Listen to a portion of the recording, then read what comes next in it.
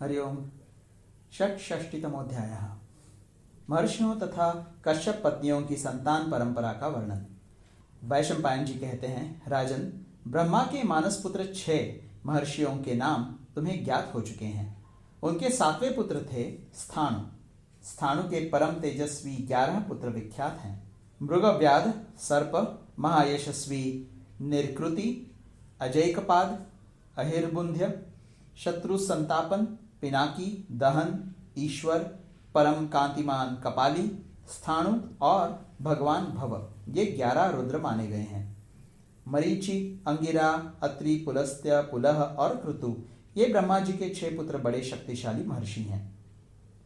अंगिरा के 3 पुत्र हुए जो लोक में सर्वत्र विख्यात हैं। उनके नाम है बृहस्पति, उतथ्य और संवर्त। ये तीनों ही उत्तम व्रत धारण करने वाले हैं। मनुजेश्वर, अत्रि के बहुत से पुत्र सुने जाते हैं। वे सब के सब वेदवेत्ता, सिद्ध और शांत चित्त महर्षि हैं। नरश्रेष्ठ, बुद्धिमान पुलस्त्य मुनि के पुत्र राक्षस, वानर, किन्नर तथा यक्ष हैं। राजन, पुलह के शरभ, सिंह, किमपुरुष, व्याघ्र, रीछ और इहा मृग मतलब भेड़िया जाति के पुत्र हुए।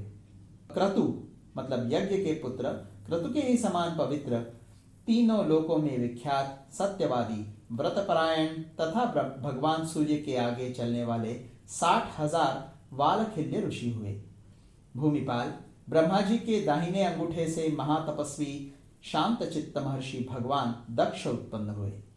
इसी प्रकार उन महात्मा के बाएं अंगूठे से उनकी पत्नी का प्रादुर्भाव हुआ।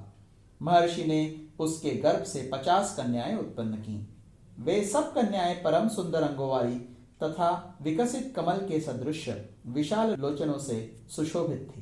प्रजापति दक्ष के पुत्र जब नष्ट हो गए तब उन्होंने अपनी उन कन्याओं को पुत्रिका बनाकर रखा और उनका विवाह पुत्रिका धर्म के अनुसार ही किया। इस पे एक टिप्पणी है। मनुस्मृति में प्रजापति दक्ष को ही पुत्रिका विधि का प्रवर्तक बताकर उसका लक्षण इस प्रकार दिया है। उसके बाद एक श्लोक है और उसका अर्थ यह है, जिसके पुत्र न हो वह निम्नांकित विधि से अपनी कन्या को पुत्रिका बना ले। यह संकल्प कर ले कि इस कन्या के गर्भ से जो बालक उत्पन्न हो वो मेरा श्राद्धादि कर्म करने वाला पुत्र रूप हो। अब आगे। राजन, दक्ष ने 10 कन्याएं धर्म को, 27 कन्याएं चंद्रमा को और 13 कन्याएं महर्षि कश्यप को दिव्य विधि के अनुसार समर्पित कर दी। अब मैं धर्म की पत्नियों के नाम बता रहा हूं, सुनो। कीर्ति, लक्ष्मी, ध्रुति, मेधा, पुष्टि, श्रद्धा, क्रिया, बुद्धि, लज्जा और मति, ये धर्म की 10 पत्नियां हैं। स्वयंभू ब्रह्मा जी ने इन सबको धर्म का द्वार निश्चित किया है, अर्थात इनके द्वारा धर्म में प्रवेश होता है।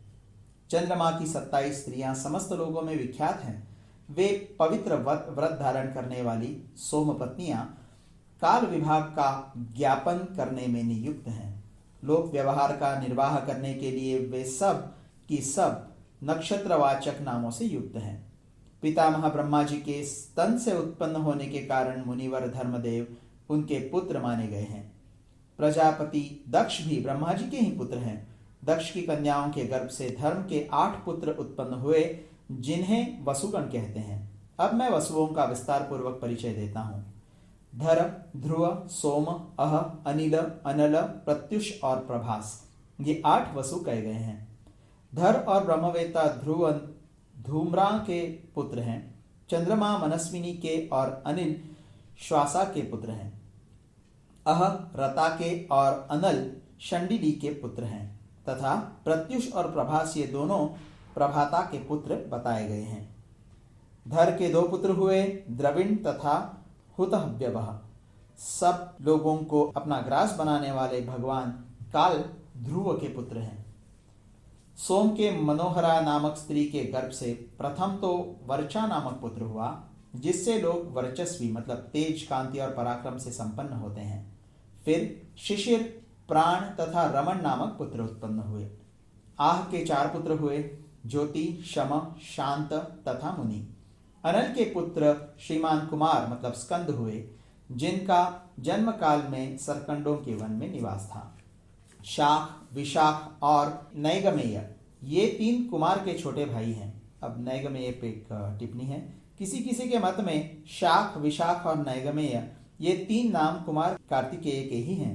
किन्हीं के मत में कुमार कार्तिकेय के पुत्रों की संज्ञा शाख, विशाख और नैगमेय है। कल्प भेद से सभी ठीक हो सकते हैं। अब आगे 6 कृत्तिकाओं को माता रूप में स्वीकार कर लेने के कारण कुमार का दूसरा नाम कार्तिकेय भी है। अनिल की भार्या का नाम शिवा है। उसके 2 पुत्र हैं, मनोजव तथा अभिज्ञातगति। इस प्रकार अनिल के 2 पुत्र कहे गए हैं। देवल नामक सुप्रसिद्ध मुनि को प्रत्युष का पुत्र माना जाता है। देवल के भी 2 पुत्र हुए। वे दोनों ही क्षमावान और मनीषी थे। बृहस्पति की बहन स्त्रियों में श्रेष्ठ एवं ब्रह्मवादिनी थी। वे योग में तत्पर हो संपूर्ण जगत में अनासक्त भाव से विचरती रहीं। वे ही वसुओं में 8वें वसु प्रभास की धर्मपत्नी थी। शिल्प कर्म के ब्रह्मा महाभाग विश्वकर्मा उन्हीं से उत्पन्न हुए हैं। वे सहस्त्रों शिल्पों के निर्माता तथा देवताओं के बढ़ई कहे जाते हैं। वे सब प्रकार के भूषणों को बनाने वाले और शिल्पियों में श्रेष्ठ हैं। उन्होंने देवताओं के असंख्य दिव्य विमान बनाए हैं। मनुष्य भी महात्मा विश्वकर्मा के शिल्प का आश्रय ले जीवन निर्वाह करते हैं और सदा उन अविनाशी विश्वकर्मा की पूजा करते रहते हैं। ब्रह्मा जी के दाहिने स्तन को विदीर्ण करके मनुष्य रूप में भगवान धर्म प्रकट हुए, जो संपूर्ण लोगों को सुख देने वाले हैं। उनके 3 श्रेष्ठ पुत्र हैं जो संपूर्ण प्राणियों के मन को हर लेते हैं। उनके नाम हैं शम, काम और हर्ष। वे अपने तेज से संपूर्ण जगत को धारण करने वाले हैं। काम की पत्नी का नाम रति है। शम की भार्या प्राप्ति है। हर्ष की पत्नी नंदा है। इन्हीं में संपूर्ण लोग प्रतिष्ठित हैं। मरीचि के पुत्र कश्यप तथा कश्यप के संपूर्ण देवता तथा असुर उत्पन्न हुए। नृपश्रेष्ठ, इस प्रकार कश्यप संपूर्ण लोकों के आदि कारण है। त्वष्टा की पुत्री संज्ञा भगवान सूर्य की धर्मपत्नी है। वे परम सौभाग्यवती हैं। उन्होंने अश्विनी मतलब घोड़ी का रूप धारण करके अंतरिक्ष में दोनों अश्विनी कुमारों को जन्म दिया। राजन, अदिति के इंद्र आदि 12 पुत्र ही हैं।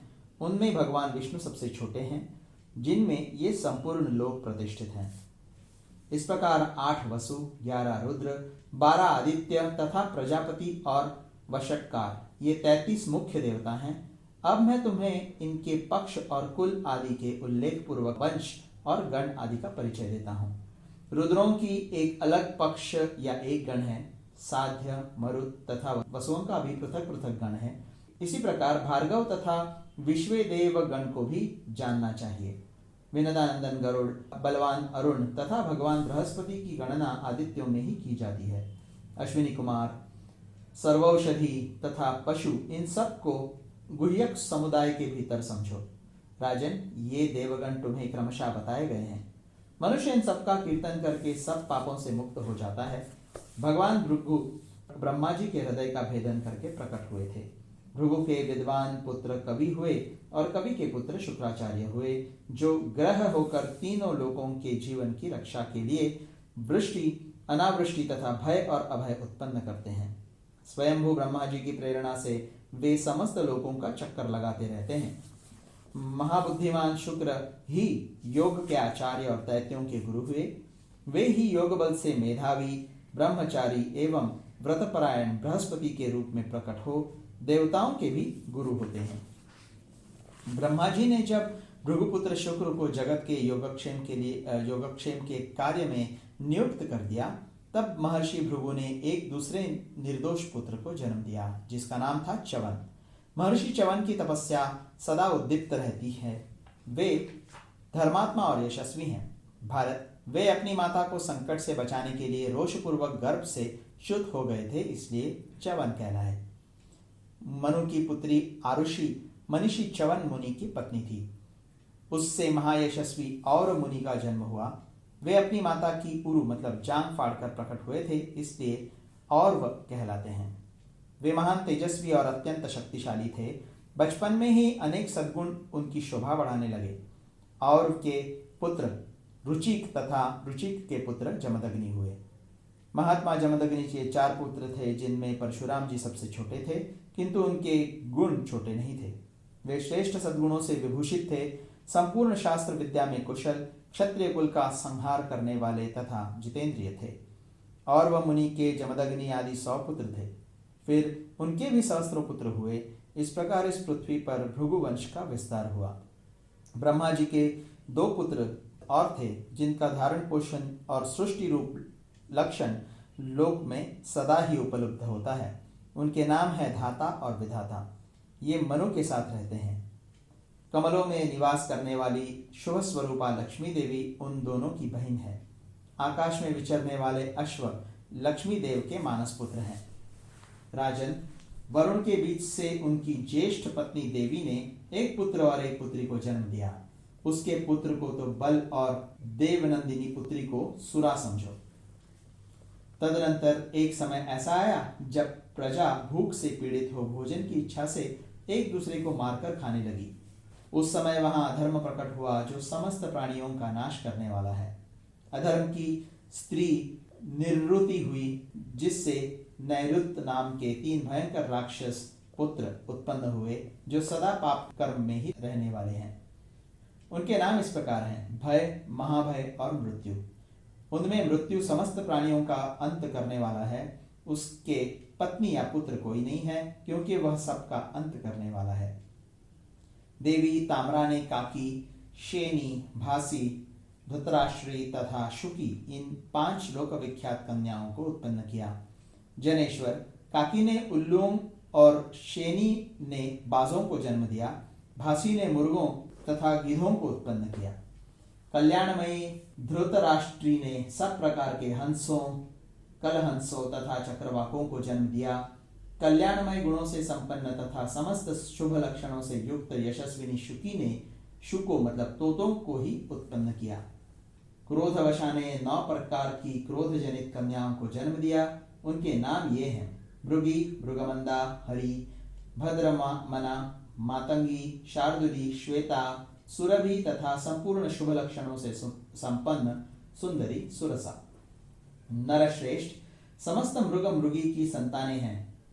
परंतप मृगमंदा से रीछ तथा श्रुमर मतलब छोटी जाति के मृग उत्पन्न हुए। भद्रमना ने ऐरावत हाथी को अपने पुत्र रूप में उत्पन्न किया। देवताओं का हाथी महान गजराज ऐरावत भद्रमना का ही पुत्र है। राजन, तुम्हारा कल्याण हो। वेगवान घोड़े और वानर हरि के पुत्र हैं। गाय के समान पूंछ वाले लंगूरों को भी हरि का ही पुत्र बताया जाता है। शार्दुली ने सिंहों, अनेक प्रकार के बाघों और महान बलशाली सभी प्रकार के चीतों को भी जन्म दिया, इसमें संशय नहीं है। नरेश्वर, मातंगी ने मतवाले हाथियों को संतान के रूप में उत्पन्न किया। श्वेता ने शीघ्रगामी दिग्गज श्वेत को जन्म दिया। राजन, तुम्हारा भला हो। सुरभि ने 2 कन्याओं को उत्पन्न किया, जिनमें से एक का नाम रोहिणी था और दूसरी का गंधर्वी। गंधर्वी बड़ी यशस्विनी थी। भारत, तत्पश्चात रोहिणी ने विमला और अनला नाम वाली 2 कन्याएं और उत्पन्न की। रोहिणी से गाय बैल और गंधर्वी से घोड़े ही पुत्र रूप में उत्पन्न हुए। अनला ने 7 प्रकार के वृक्षों को उत्पन्न किया, जिनमें पिंडाकार फल लगते हैं। वृक्षों पे टिप्पणी है। एक श्लोक है जिसमें खजूर, ताल, हिमताल, ताली, छोटे खजूर, सुपारी और नारियल ये 7 पिंडाकार फल वाले वृक्ष हैं। अब आगे, अनला के शुकी नाम की एक कन्या भी हुई। कंक पक्षी सुरसा का पुत्र है। अरुण की पत्नी शेनी ने 2 महाबली और पराक्रमी पुत्र उत्पन्न किए। एक का नाम था संपाति और दूसरे का जटायु। जटायु बड़ा शक्तिशाली था। सुरसा और कद्रु ने नाग एवं पन्नग जाति के पुत्रों को उत्पन्न किया। विनता के 2 ही पुत्र विख्यात हैं, गरुड़ और अरुण। सुरसा ने 101 सिर वाले सर्पों को जन्म दिया था। सुरसा से 3 कमलनयनी कन्याएं उत्पन्न हुई, जो वनस्पतियों, वृक्षों और लता गुल्मों की जननी हुई। उनके नाम इस प्रकार हैं: अनला, रुहा और वीरुधा। जो वृक्ष बिना फूल के ही फल ग्रहण करते हैं, उन सबको अनला का पुत्र जानना चाहिए। वे ही वनस्पति कहलाते हैं। प्रभु, जो फूल से फल ग्रहण करते हैं, उन वृक्षों को रुहा की संतान समझो। लता, गुल्म, वल्ली, बांस और तिनकों की जितनी जातियां हैं, उन सब की उत्पत्ति वीरुधा से हुई है। यहाँ वंश वर्णन समाप्त होता है। बुद्धिमानों में श्रेष्ठ राजा जन्मेजय, इस प्रकार मैंने संपूर्ण महाभूतों की उत्पत्ति का भली भांति वर्णन किया है, जिसे अच्छी तरह सुनकर मनुष्य सब पापों से पूर्णतः मुक्त हो जाता है और सर्वज्ञता तथा उत्तम गति प्राप्त कर लेता है। इस प्रकार श्री महाभारत आदि पर्व के अंतर्गत संभव पर्व में अंशावतरण विषयक 66वां अध्याय पूरा हुआ।